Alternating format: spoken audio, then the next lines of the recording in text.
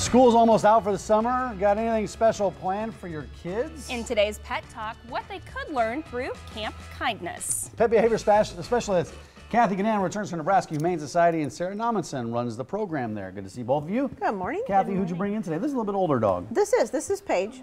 Paige is 13. She's some sort of a Cocker Spaniel mix. She's lovely. She's greeted everybody. She's Rode beautifully in the car, walks beautifully on a leash. Oh my gosh. 13. What were her circumstances? I don't honestly know why she was surrendered. I don't know if the owners were older and couldn't take care of her anymore. What do you need to know before adopting an older dog? For a dog like this, you're going to have to be careful with young children because she's older. She could, they fall on her or whatever. She's kind of breakable. Yeah. She's not going to want to wrestle. She's a pretty chilled out dog. Yeah. She's adorable. And the more she gets comfortable in a home, the better she'll be. But eventually you're going to end up with some health issues. But right now she's very healthy. She's a very happy girl. Yeah, her tail doesn't stop. She might capture somebody's heart out there for today. sure. Yeah. But she's still got lots of good years. Good. And she's a great walking partner. I mean, she moves beautifully, and she likes being outside and checking stuff out and smelling. So whoever had her must have walked her a little bit. Yeah, and they walk beautiful. Yeah, she's a good walker. Yeah. Let's move on to Camp Kindness, because that's why you're here. Yes. Now is probably the time to think about getting kids signed up. What is Camp Kindness? Camp Kindness is a camp for kids ages 6 to 13, and that it gives them a chance to come in and get to know the what the shelter does, and it's a way to teach empathy through animals. And our focus this year, when I came onto the Humane Society, I noticed that there were a lot of birds and guinea pigs, a lot of surrenders that I wasn't aware of.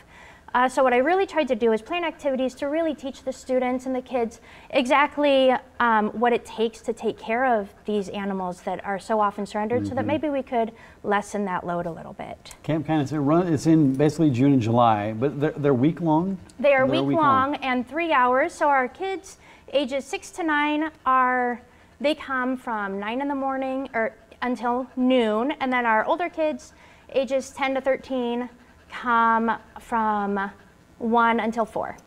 And then when the kids come, they do 1 week. So there's a lot of opportunities for different groups of kids to come in every week. Right. We have a couple of kids signed up for 2 separate weeks. They like to come as repeats because we learn as we go, and every week ends up being a little bit different. Well, and there's new animals to meet, too. Yes. What will the kids actually learn? I know you talked about some of the reason why you have this camp, why you have Camp Kindness, but what will they actually do? There's a lot of hands-on stuff. There's lots of hands-on stuff. So each day we're going to really be focusing on a different animal. So Monday is kind of an overview of the shelter, where Cathy's going to come in and talk about animal safety.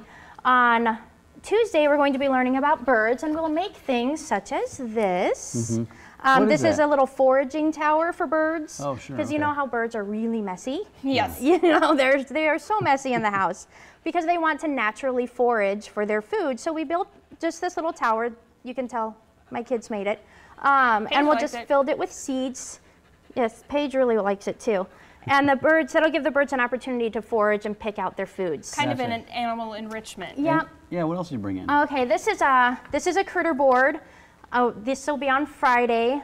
This was made, the specific one was made by Emily at Omaha Northwest High School. The Skills USA students at Omaha Northwest are cutting all these pieces for me, which is quite the feat. They need 800 of these little guys. Wow. But this is a critter board. You hide a little treat in there, cover it up, and the guinea pigs or the mice or even dogs will have to search through and push the little windows open. So the kids will actually be making these, screwing everything into place. We also have, they'll be learning about why cats' eyes glow by making these little guys, as well as catnip pillows.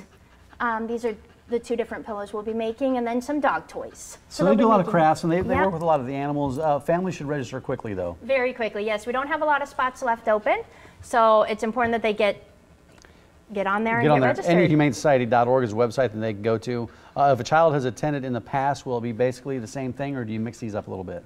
It is completely different from last year. I'm new this year. It was run by Tracy Weiser before, and she did an amazing job. But I didn't know what it looked like before, so I created something completely new, and nobody's seen it yet. And Cathy, from your perspective, this will help kids with their pets at home. Oh, absolutely, because they learn ways to take care of and how to treat. And responsibility. you got it. And adoption's open at noon. If They you've do. got a spot in your heart for sweet Paige, look at that face. Oh my goodness. Thanks to both of you, and good luck with all the kids this summer, okay? Thank you. Thanks a lot. Thanks for coming. Thanks so much.